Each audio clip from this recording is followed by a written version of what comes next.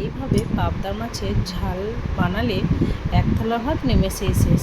আর এতটা সুন্দর খেতে হয়। তো চলো রেসিপিটা বানানোর জন্য আমি প্রথমেই নিয়ে নিয়েছি 4টে পাবদা মাছ। এখানে ভালোভাবে ধুয়ে পরিষ্কার করে নিয়েছি। আর দেখো এই মাছগুলোর মধ্যে ডিম ছিল, কিন্তু খুব সুন্দরভাবে এগুলোকে ধুয়ে আমি পরিষ্কার করে নিয়েছি। এরপর এগুলোকে একটু হালকা ভেজে নিতে হবে। তার জন্য একটা বড় প্লেটে নিয়ে নিয়েছি এই মাছগুলোকে। এই মাছের মধ্যে দিয়ে দেবো আমি লবণ আর দিয়ে দেবো হলুদ গুঁড়ো। এরপর এটাকে ভালোভাবে হাতে করে মেখে নিতে হবে। আর একটু তেলও দিয়ে দিয়েছি, এতে মাছটা কিন্তু লেগে যাবে না প্যানের মধ্যে। তার জন্য তো খুব সুন্দরভাবে মাছটাকে আমি মাছের গায়ে এই নুন, তেল আর হলুদটাকে মেখে নিচ্ছি ভালোভাবে। তো বন্ধুরা, আমার মাখা হয়ে গেছে। এরপর চলো গ্যাস ওভেনের কাছে চলে যাই। গ্যাস ওভেনে একটা প্যান চাপিয়ে দিয়েছি। এই প্যানের মধ্যে দিয়ে দিয়েছিলাম আমি তেল।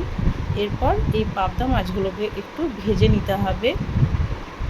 তো দেখো আমি পাবদা মাছগুলোকে দিয়ে দিয়েছি এই প্যানের মধ্যে। এরপর হালকা করে এগুলোকে ভেজে নিচ্ছি।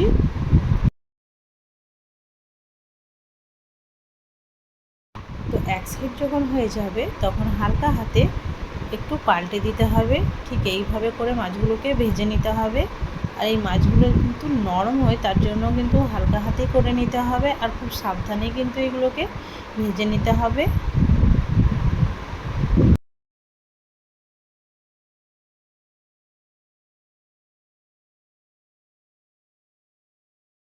তো বন্ধুরা, এইভাবে করে মাছগুলোকে আমি ভেজে নিয়েছি। এদিকে মশলা তৈরি করে নিতে হবে। তার জন্য নিয়েছি পোস্ত, এখানে নিয়েছি কালো সর্ষে, জিরে নিয়েছি 1 চামচের মতো, কাজু 3-4টে আর 2টি কাঁচা লঙ্কা। এদিকে একটা টমেটোকে ভালোভাবে পেস্ট করে রেখেছিলাম। এরপর গ্যাস ওভেনে একটা কড়াইয়ের মধ্যে দিয়ে দেবো আমি সর্ষের তেল।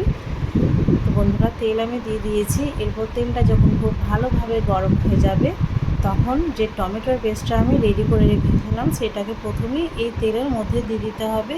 আর খুব সুন্দরভাবে এটাকে ভেজে নিতে হবে, মশলাটাকে কষিয়ে নিতে হবে। তো মশলাটা যখন কষানো হয়ে যাবে তখন যে পেস্টটা আমি রেডি করেছিলাম পোস্ত, সর্ষে, জিরে, কাজু আর কাঁচা লঙ্কা, সেই পেস্টটাকে দিয়ে ভালোভাবে আমি এটাকে নেড়ে নিচ্ছি।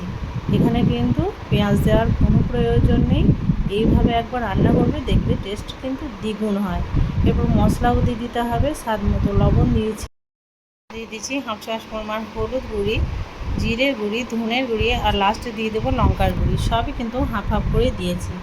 এরপর মশলাটা থেকে যখন তেল ছেড়ে যাবে তখনই এখানে দিয়ে দিতে হবে সেই মিক্সারটা ধুয়ে কিছুটা পরিমাণ জল। এরপর আবারও খুব ভালোভাবে এটাকে কষিয়ে নিতে হবে। যখন তেল ছেড়ে আসবে তখনই এটা একদম রেডি হয়ে যাবে, ঝোলটা। এরপর দেখো এক এক করে এই পাবদা মাছগুলিকে আমি এই ঝোলের মধ্যে দিয়ে দিচ্ছি। এরপর কিছুক্ষণ কুক করলেই কিন্তু রেডি হয়ে যাবে পাবদা মাছের তেল ঝাল। তো বন্ধুরা, ঢাকা দিয়ে এটাকে একটু রান্না করে নিতে হবে। তো দেখো এরপর কিন্তু রেডি হয়ে গেছে।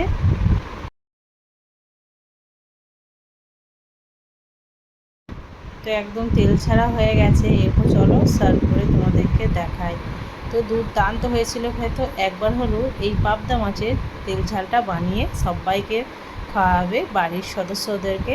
তো আজকের এই ভিডিওটা তোমাদের কাছে কেমন লাগলো সেটা কমেন্টে জানাতে ভুলবে না। তো আজকের মতো বিদায় নিচ্ছি। ভালো থাকবে, সুস্থ থাকবে আর পরবর্তী ভিডিওর জন্য অপেক্ষা করবে।